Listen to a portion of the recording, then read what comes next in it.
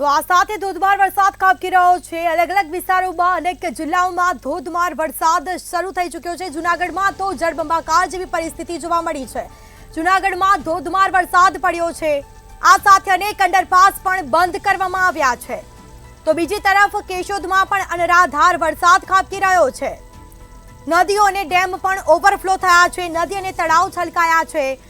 તો બીજી તરફ જળબંબાકાર જેવી પરિસ્થિતિ જોવા મળી છે। જૂનાગઢમાં ધોધમાર વરસાદ ખાબક્યો। જૂનાગઢમાં અનરાધાર વરસાદથી નદી નાળા છલકાયા છે। બીજી તરફ રસ્તા પર પાણી ફરી વળ્યા છે। લોકો પરેશાન થયા છે। અંડરપાસ બંધ કરી દેવામાં આવ્યો છે। અંડરપાસમાં પણ પાણી ફરી વળ્યા છે। અવરજવર માટે લોકોને મુશ્કેલી પડી રહી છે। તો અનેક અંડરપાસ પણ બંધ કરવામાં આવ્યા। આ સાથે ધોધમાર વરસાદ ખાબકી રહ્યો છે। કેશોદમાં પણ અનરાધાર વરસાદ વરસી રહ્યો છે।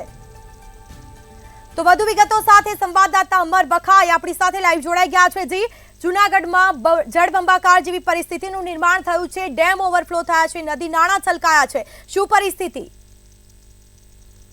ચોક્કસથી કે વરસાદનો બીજો રાઉન્ડ છે તે જૂનાગઢ જિલ્લામાં શરૂ થઈ ગયું છે અને ગત મોડી સાંજથી જ જૂનાગઢ જિલ્લામાં વરસાદી માહોલ છે। ખાસ કરીને જૂનાગઢ શહેરની વાત કરવામાં આવે તો જૂનાગઢ શહેરમાં રાત્રિના 10 થી બપોરના 12 વાગ્યા સુધી કુલ 4 થી 4.5 ઇંચ જેટલો વરસાદ વરસ્યો છે। તો ગિરનાર પર 5.5 ઇંચ જેટલો વરસાદ છે તે વરસ્યો છે।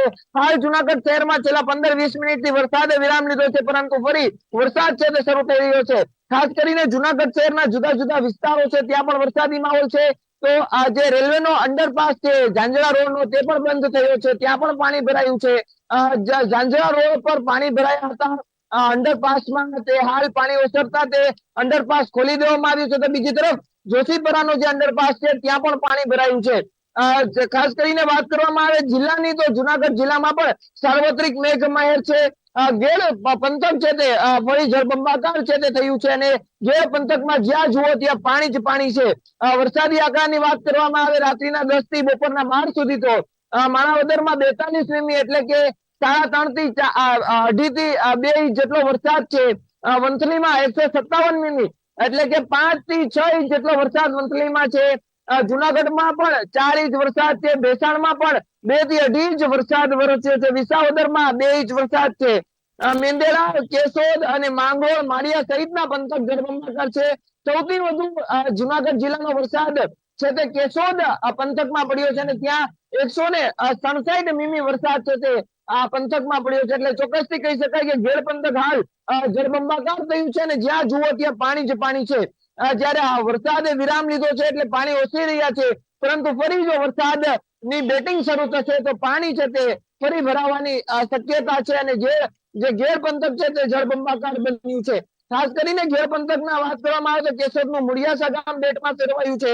સરોળ ગામ પણ બેટમાં ફેરવાયું છે। આ તમામ ગામો છે તે બામણાસા હોય કે પછી અન્ય જે ગેર પંથકના ગામો છે તે હાલ બેટમાં ફેરવાયા છે અને લોકો ઘરની અંદર તો ઘરની અંદર અને જે લોકો બહાર છે તે બહાર જ રહી શકે છે, કારણ કે ત્યાં પાણી છે તે કમરડૂબ પાણી ભરાયા છે અને લોકો તેના ગામમાં પણ ન જઈ શકે તેવી સ્થિતિનું નિર્માણ થયું છે।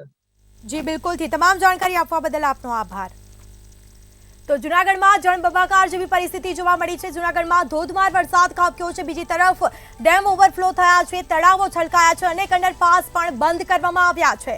આ સાથે ધોધમાર વરસાદ થયો। કેશોદમાં પણ અનરાધાર વરસાદ જોવા મળ્યો છે।